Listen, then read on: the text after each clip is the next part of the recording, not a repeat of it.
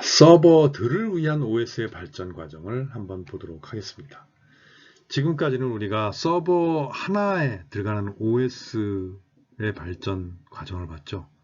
이제부터는 어떤 개념이 한 10년 전부터 도입이 됐냐, 한 15년 전부터 서버 한 대를 관리하는 게 아니고 한 서비스로 해서 여러 대의 서버를 필요로 하는 경우들이 있어요. 그리고 IDC, 인터넷 데이터 센터라는 게 생기면서 거기에서는 수백 대, 수천 대, 수만 대의 서버들을 한 회사에서 관리를 할 필요가 생겨버렸어요.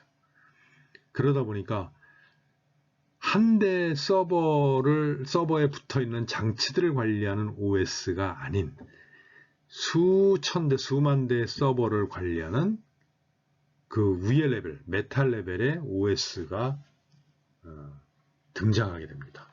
그거에 대해서 한번 공부를 해보도록 하겠습니다. 여러분들 클라우드라는 얘기 들어보셨을 거예요. 클라우드. 그게 바로 서버들을 위한 OS라고 보시면 돼요. 자, 처음에 그 서버용 OS를 살짝 다시 한번 가보면요. 이 서버 한 대가 실제 서버를 구축해 놓고 보니까 서버 CPU가 성능이 100인데 평균 사용량을 보니까 얼마 안 돼요. 제가 2009년에 정부 중앙부처의 모든 서버들을 모아놓은 정부 통합전산센터라는 게 대전에 설립이 됐습니다. 그래서 각 부처에서 따로 전산실에서 각 부처마다 전산실 두고 따로 운영했던 서버들을 한 군데 다 모았어요. 왜? 효율적으로 관리하려고. 그래서 모여진 서버들이 한 2만 대가량이 모였어요. 엄청나게 모였죠. 그런데 제가 거기 일을 하기 시작하면서 조사를 했어요. 서버들 이용률을 한번 조사해보자 하고 조사를 했어요. 조사를 했는데 2만 대가량 되는 서버의 평균 CPU 이용률이 몇 퍼센트 정도 나왔을까요? 객관식 20% 1번, 2번 10%, 3번 1%, 4번 0.1%. 몇 번일까요? 평균 이용률이. 정답은 없어요. 왜 없어요? 1%도 안 돼요. 0.003%가 나왔어요. 0.03%. 좀 정확히 기억은 안 나는데 하여튼 0.1%도 안 됐어요. 성능이 10,000개라면은 성능이 힘을 쓸 수 있는 게 만이라면은 힘을 3밖에 안 쓴 거예요. 즉 다시 얘기하면은 서버가 1,000만원짜리라고 치면 실제 서버 사용한 거는 얼마? 3,000원 정도 어치밖에 안 쓴 거예요. 엄청난 낭비죠. 그래서 그러한 문제점이 대두가 되기 시작하니까 야, 이거 낭비가 너무 심하다 해갖고 나온 기술이 뭐냐? 가상화 기술이라는 게 나왔어요. 이 가상화 기술이 획기적인 기술이었어요. 이게 무슨 얘기냐? 기존에는 하드웨어 위에 OS가 올라가죠. OS 커널. 이 OS 커널이 올라가서 한 OS에서 어플리케이션 프로그램도 여러 개 해가지고 웹서버도 만들고 뭐 이런저런 서버들을 만들었어요. 근데 이용률이 평균 0.03%다. 10,000분의 3밖에 안 썼어요. 그래서 어떻게 했느냐? 여기에 하이퍼바이저라는 걸 만들었어요. 이 하이퍼바이저가 뭐라는 거냐? 버추얼 머신 매니저예요. 즉, 이 하이퍼바이저가 제공하는 게 컴퓨터는 한 대인데 컴퓨터가 여러 대 있는 것처럼 가상의 컴퓨터가 여러 대 있는 것처럼 해주는 거예요. 그래서 가상의 컴퓨터가 여러 대 있는 것처럼 해주고 그 가상 컴퓨터 하나를 생성을 할 수 있게 해줘요. 생성을 하고 그 위에다가 새로운 OS를 이렇게 올릴 수 있는 거예요. 버추얼 머신 한 대에다가 버추얼 머신 1번에 거기에 OS 올리고 윈도우스든 뭐 리눅스든 IBM의 AIX든 이런 거 올리고 그리고 OS에 거기 각종 프로그램들 있잖아요. 응용 프로그램 따로 다 올리고 그리고 어플리케이션 웹서버나 뭐 이런 거 DBMS 서버나 이런 것들을 또 올려서 이게 하나의 서버처럼 이게 가상 머신에 올라가 있는 거예요. 그러니까 얘도 하나의 서버예요. 그래서 이거를 실제 물리적으로 한 컴퓨터에다가 한 서버에다가 VM을 뭐 많게는 뭐 수십 개씩 만들 수가 있는 거예요. 그래서 이 IDC에서 이 기술이 딱 도입되면서 대박이 났죠. 왜? 옛날에는 IDC에다 웹서버 하나 서비스를 할 때 서버 한 대당 유저 한 명이었어요. 유저 한 명당 서버 한 대였는데 이 기술이 딱 도입되니까 서버 한 대에 유저들이 요청하는 웹서버를 수십 개를 지원을 할 수 있는 거예요. 그래서 20개 정도 평균 올라갔다 VM이 한 서버에 그러면 비용이 20분의 1로 확 줄은 거예요. 그럼 IDC에서는 대박 나는 거죠. 그죠? 그래서 이 기술이 1998년에 처음 공개가 됐고 VM웨어가 2000년대 초에 팍 치고 나가면서 이 기술을 상용화를 바로 해버렸어요. 그래서 VM웨어가 2000년대 중반부터 2010년대 중반까지 이 가상화 기술로 떼돈을 벌었고 벤처기업 중에 엄청난 벤처기업으로 등장을 하게 됩니다. 이 개념이 뭐냐?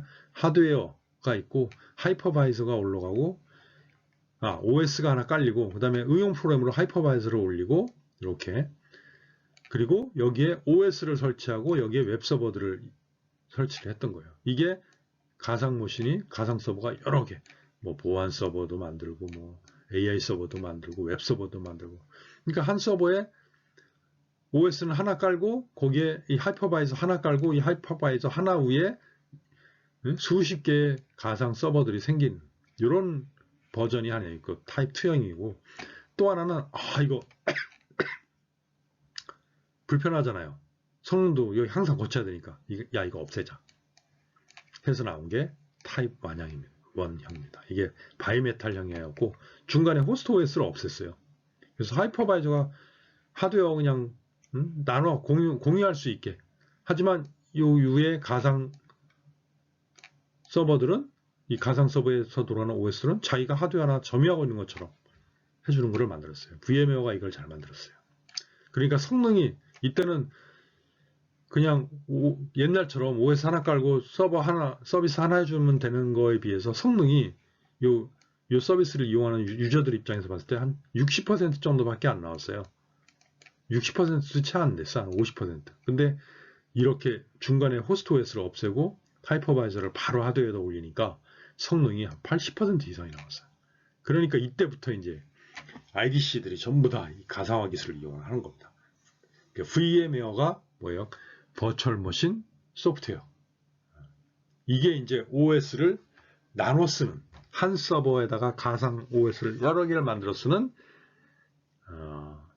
OS입니다. 근데 이 OS는 윈도우스가 될 수도 있고요. 리눅스가 올라갈 수도 있고 여러 가지가 올라갈 수가 있어요. BSD도 올라갈 수도 있고. 자, 그래서 이게 이제 2010년도 중반까지는 시장이 꽤 있었어요. 근데 이거 갖고 불편해. 왜? IDC가 활성화되면서 이 서버가 수십 대가 되는데 이렇게 운영을 하다 보니까 여기 있는 이 하드웨어 교체를 해야 돼요? 그러면은 여기 있는 서버들 다 어디론가 옮겨야 되는데 옮기는 게 너무 불편한 거예요. 왜? 여기 OS 깔면은요, 보통 윈도우스 깔면 여러분들 디스크 스페이스 얼마나 차지해요? 최소한 10기가 차지해요. 리눅스도 4기가, 5기가를 그냥 차지해요.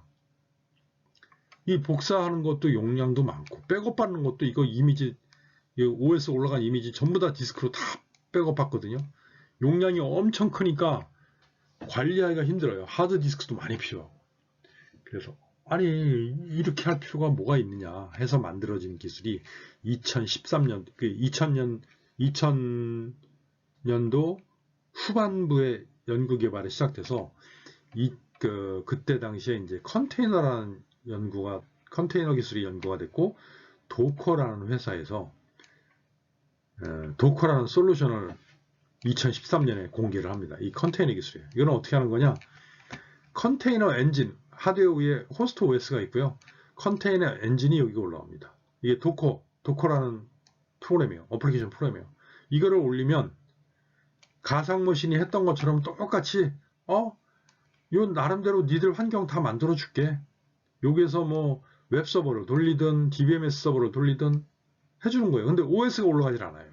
여기는 OS가 있었잖아요. OS도 있고 OS에서 제공하는 기본적인 시스템 소프트웨어들 있죠. 그것도 다 여러 카피가 버추얼 머신이 100대 있다. 예, 한 서버에 20개가 돈다. 그러면 20카피가 존재하는데 여기는 이런 카피들이 그 OS 카피가 없어요. OS는 하나밖에 없어요. 이거 호스트에서 하나밖에 없고 여긴 전부 다 차이 나는 거. 처음에는 똑같아요. 똑같이 복사를 해주고 이걸 시스템 소프트웨어도 똑같이 복사해주고 틀린 거, 달라진 것만 보관을 해요. 그리고 어플리케이션 다르죠.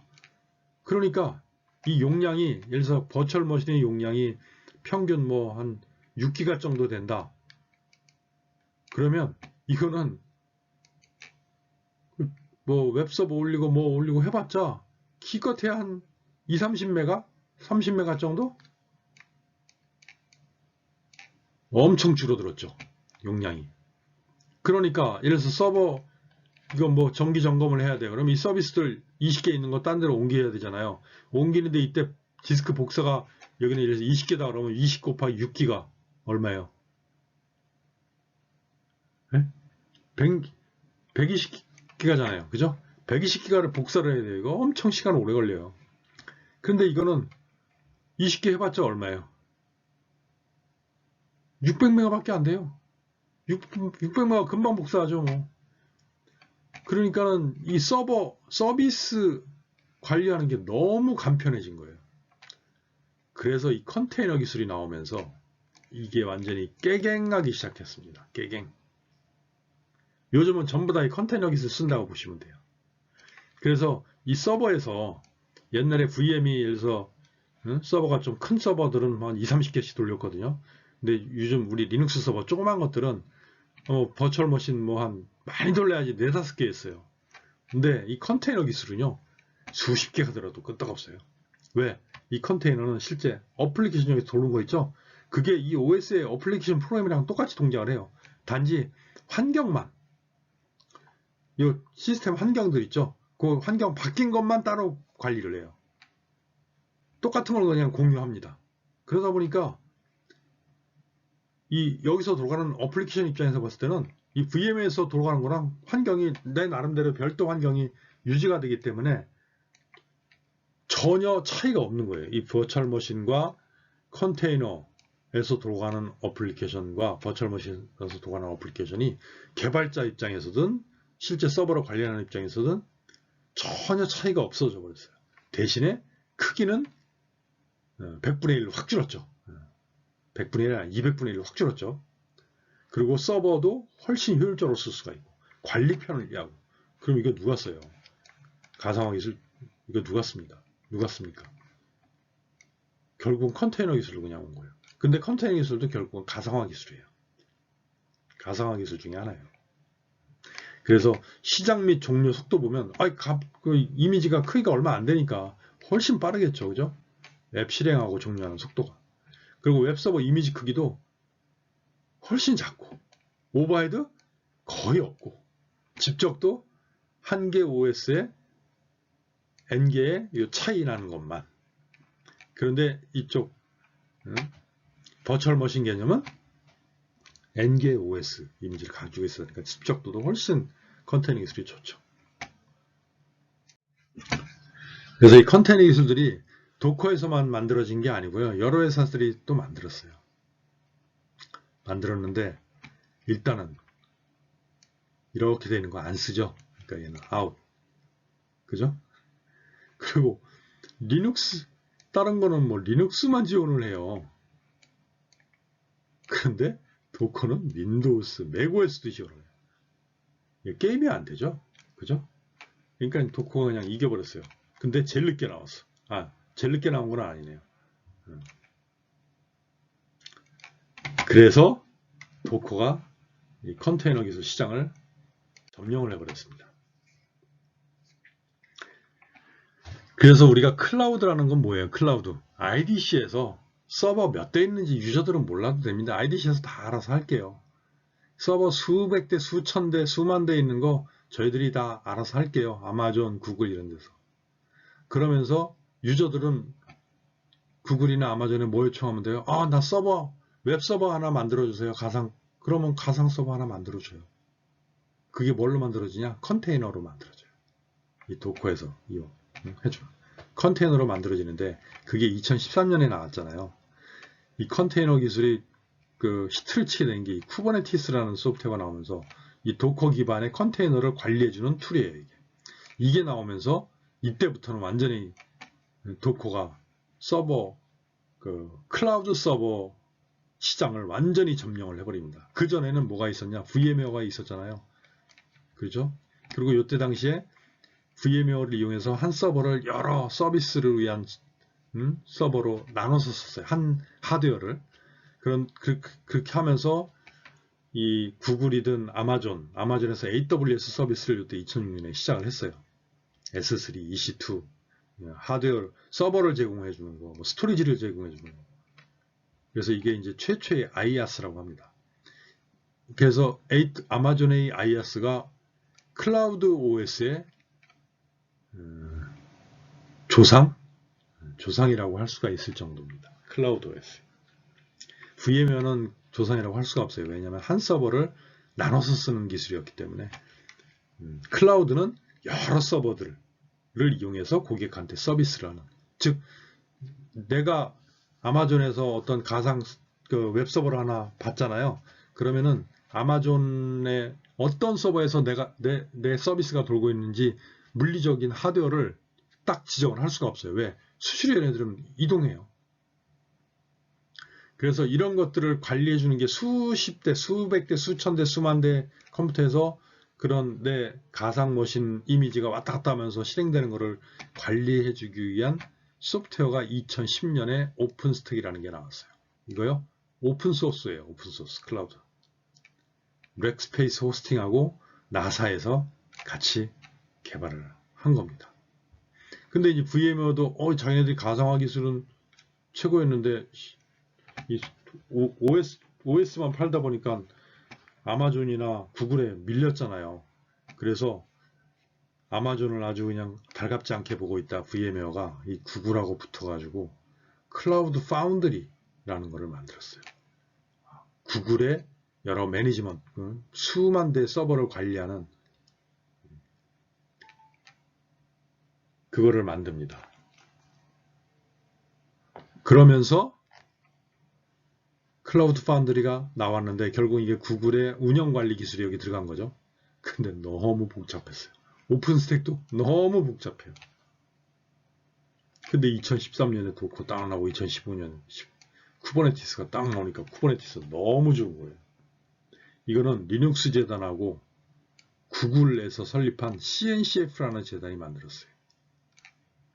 결국 구글이 VMware하고 이거 했는데 안 됐고 결국은 이게 도커가 나오면서 구글도 이 도커 기능 컨테이너 개념으로 돌아섰고 그러면서 여기서 쿠버네티스라는 제품을 리눅스하고 구글하고 같이 해가지고 리눅스의 관리 기술을 적용해서 쿠버네티스라는 오픈 소프트웨어를 공개를 합니다.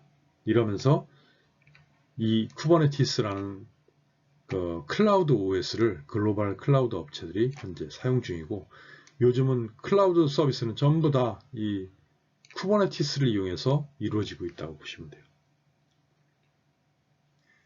이게 어떤 장점이 있느냐?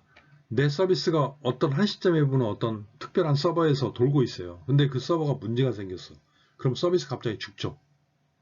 서비스가 죽는데 이 쿠버네티스를 쓰면은 금방 또 한 1, 2초 내에 다른 물리적인 하드웨어에서 그 서비스가 다시 시작이 될 수가 있어요. 그럼 엔드 유저 입장에서 볼 때는 서비스 죽은 게 아니에요. 실제로는 죽었지만 얼마나 편해요. 왜? 가벼워지면서 그게 가능해진 거예요. 그래서 클라우드 컴퓨팅이 다시 한번 정리를 하면 클라우드 컴퓨팅이라는 것은 추상화된 서비스를 제공하는 겁니다. 온디맨드 컴퓨팅 자원. 컴퓨팅 자원 뭐 있어요? 스토리지하고 CPU, 메모리 뭐 이런 것들이죠. 유저가 요구하는 만큼 스토리지를 주고 요구하는 만큼 컴퓨팅 자원 주는 거예요. 나 그 서비스하는 거 여러 사람한테 서비스를 동시에 되기 때문에 CPU 코어 2기가짜리 한 4개 정도 필요합니다. 그리고 동시에 하려니까 메모리도 한 30기가 정도 필요해요. 제가 그 필요한 것만 딱 지정을 해주는 거예요. 그러면은 이 컨테이너가 하나 딱 생기면서 그 서비스가 생성이 되고 그 컨테이너한테 자원을 최대, 여기서 계약된 자원을 최대로 쓸 수 있게 해주는 겁니다. 그 관리를 이 쿠버네티스가 다 해줘요. 그리고 백업 및 복구도 자동으로 해주고, 고객은 이거 뭐 백업 복구 서비스 그냥 돈만 조금 더 내면 돼요. 나 백업 하루에 한 번씩 하겠다. 그런데 하루에 한 번 하는 거 1년에 300만 원이에요. 그런데 1시간마다 한 번씩 백업하는 거 하겠다. 그러면은 1000만 원 돼요. 근데 실시간 백업을 하겠다. 그럼 한 2000만 원 돼요. 돈만 더 내면 내가 원하는 레벨의 리커버리가, 서비스 리커버리가 가능한 거예요. 그리고 요금은 사용한 만큼 내는. 이게 바로 클라우드 컴퓨팅의 가장 핵심적인 개념이에요. 그래서 여러 대의 호스트를 동시에 관리하는, 이 쿠버네티스가 결국 하는 게, 클라우드 OS가 하는 게, 클라우드 시스템도 이거 OS라고는 얘기를 안 해요. 왜냐하면 좁은 의미에서 OS는 리눅스니 뭐 유닉스니 이런 게 OS이기 때문에 그냥 OS라는 말을 안 쓰고 그냥 클라우드 시스템이라는 얘기를 쓰고 있어요. 근데 사실은 저는 이게 여러 대의 호스트를 관리하는 그 메타 OS라고 보고 있어요. 그래서 여러 대의 호스트를 관리하는 소프트웨어, 그게 클라우드 시스템이고 그게 클라우드 OS라고 보시면 되고, 그리고 요즘은 대부분 컨테이너 스케줄링을 하는 것이다. 컨테이너는 뭐예요? 각 유저들하고 계약해서 서비스해주는 가장 기본적인 단위죠. 그리고 오토 스케일링. 오토 스케일링이 뭐예요? CPU 하드웨어 리소스 요청한 거 있잖아요. 이거 그 계약 최대 얼마까지 계약을 해놓고 거기까지는 자유롭게 자원을 줬다 뺏었다 하는 거예요. 안 쓰고 있으면 다른 데 또 할당해주고 엄청 효율성이 높아지겠죠. 그리고 컨테이너에 대한 라이프 사이클을 전체적으로 모니터링을 하고 있어요. 즉, 그 어떤 컨테이너, 서비스를 제공하는 컨테이너가 살아있는지 죽어있는지를 수시로 모니터링을 해요. 만약에 장애가 생긴다, 그러면 자기 치유를 바로 돌입을 해서 옆에 있는 다른 여유 있는 서버에서 그 서비스를 시행을 시킵니다. 서비스 아주 쉽게 검색이 되고요. 로드 밸런싱도 가능해요. 로드 밸런싱.